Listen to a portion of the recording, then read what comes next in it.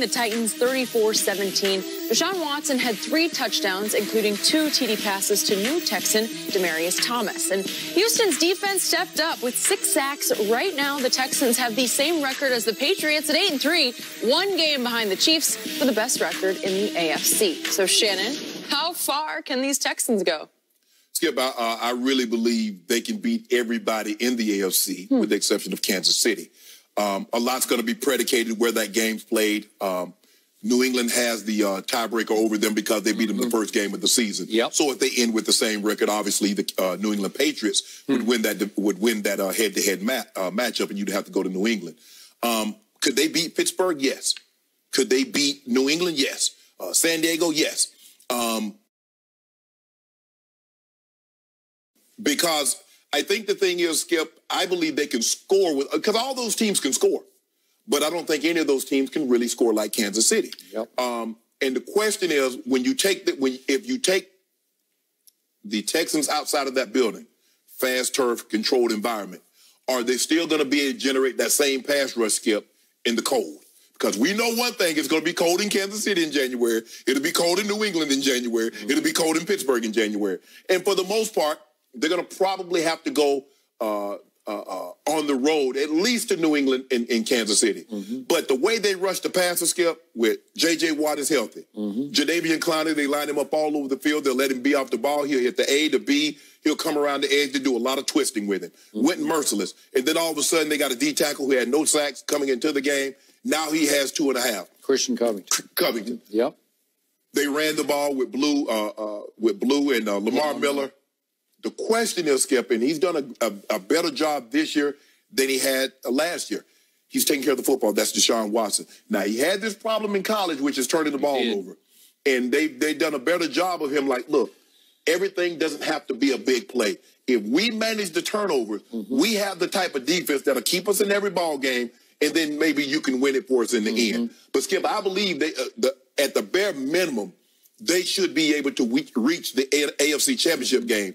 I believe they can beat every team because I think the defense is good enough. I just don't believe they could go to Kansas City and beat Kansas City in Kansas City. So, the team I watched last night, and maybe I'm overreacting, I believe that team, the way it played last night, could go to Kansas City and beat Kansas City in a playoff game in the cold. That team has firepower everywhere. Maybe I'm overreacting because I'm putting too much stock in the Tennessee Titans, who humiliated the Dallas Cowboys on a Monday night at Jerry World and then just beat up Tom Brady and Bill Belichick down in Tennessee a week or so later, right? And yet, when I look at the Texans, I think they could beat anybody, but they haven't beaten anybody yet. Because I look at their schedule and I say, what have they done so far? So their winning streak started when they faced the 0-3 Indianapolis Colts, and they were 0-3. The Texans were. And they won 37-34. Not that impressive.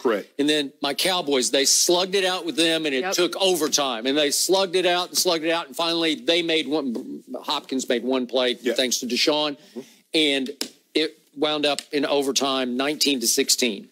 In Buffalo, Jacksonville, when they were limping home, Dolphins, your Broncos, 19-17 at Redskins. They barely survived. And the Broncos missed the game-winning field goal. No, they missed a game winner. And then it took Alex Smith, before he got hurt, throwing a pick six into the end zone that got returned 100-some yards. And then last night, Titans. That was impressive. That's the most impressive, 34-17. But, Skip, we talk about their defense. Marcus Mariota went 22 of 23 for over 300 yards and 2 touchdowns. Yet on any given play, I see a guy that you have sometimes called back a couple of years ago as the best single player in all of football, J.J. Watt. And there are nights or plays when I look up and say, that might be the best player in all of football. You watched him last night?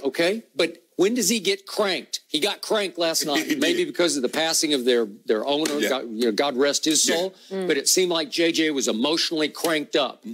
Jadeveon last night, not so much. I didn't see him or feel him last night. And all of a sudden, Christian Covington comes alive, but merciless. That they should have the best pass rush. Certainly in the AFC, right? Is it up there with the Rams? Should it be up there with the Rams? Yes. So, you know how much I love Deshaun Watson.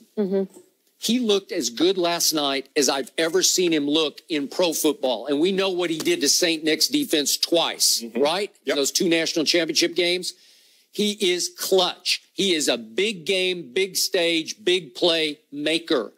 And last night, he did it with his legs occasionally, and then he did it with his arms. And I got to tell you, I know he came off the ACL rupture, but last night he looked the strongest and healthiest yet. Yes. And his arm, I thought in college, was just a little above average. Last night, he threw some rockets where I said, wait a second, his arm is getting stronger. We had that throw, the second touchdown to DC on the move. That's Rodgers-esque. Wow. I don't know if we have the deep ball he threw that missed Hopkins deep. Yes. But he threw it 70 yards in the air, and I said, I didn't think he had this in him. And the thing is, Skip, if you look at the Here we go. Here's this deep ball. Watch this. He just launches this. That's like effortless launch, and he overthrew him by a couple of yards. But I didn't think Deshaun could do that. Yeah. Whew. Okay, so that's the guy. He's got all the right intangibles to go win a playoff game on the road. Right. But the defense, all those guys are going to have to get cranked and play at their highest level. Yeah, the playoffs, yes. Okay, and I'm not sure they can. They're 6th in sacks in the league right now. That's not what they should be. They should be terrorizing and dominating, and they don't. And Skip, when you look at it, I think the addition of Demaryius Thomas, because clearly with the Texans, he'll be the number 2 receiver, which means he'll get covered by the 2nd and 3rd corner.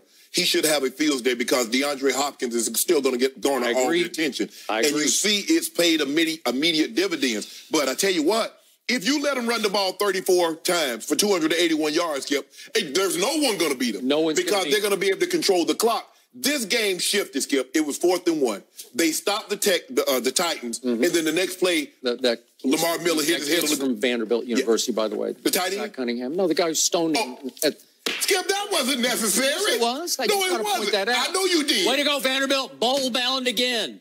The doormat. It was going to anchor down? Anchor down. Balls down. And so Lamar Miller, the very next play, goes 97. He did. And by the way, quick thought on Lamar Miller. I see mostly highlights of Lamar Miller, who played at the U, obviously. Yes. Do you realize at the Combine he ran 4.38 at 225, and then he lasted until the 4th round? See, I never could put that together because Trent Richardson went 3rd overall in that draft, and he lasts until the 4th round, and he'll have games or plays where you'll say, wow, because it looked like he was running 4.4 when he outran the secondary, right? I mean, he started off at Miami. And he was more of a fullback type. And now he's in Houston. He's 8th in the league in rush yards. So he doesn't have this kind of game every game. Right. But is he capable? He's kind of like a microcosm of the whole Texans. You see the burst and you say, wow, he could do that. Right. And I see Deshaun have a game and I say, he could do that. Right. And I see JJ have a game or a sack and I say, he could be that. But they're not always that. And that's what it's so hard to account for. Because Deshaun gave you 9 rushes for 70 yards. So you have to, and the thing what scares you about him, Skip, if you run past him, as a rusher, when you play these guys that are mobile, when you play like a Mahomes or you play a Cam or Deshaun, as a rusher, if you run past them, they will jump out the window and they're gone. They're gone. So now you have to be very cautious how you rush. You just can't run up the field. With Tom Brady, I'm not worried about it because even if he jumps out the window, guess what? I can peel back and chase him down before. This guy's going to go 30-plus. Yep. And so the question is, Skip, like I said, they can beat everybody, but they can, because San Diego can go there and beat them. Kansas City. San Diego has a type of offense with Phillip Rivers because think about what they're going to go against. With the exception of Kansas City, all these quarterbacks are veteran quarterbacks. Big Ben. 13, 14 years. Phillip Rivers, 13, 14 years. We know what Tom Brady represents. So, yes, can they get to the AFC Championship game? Absolutely. But they could also be like in years past, one and done.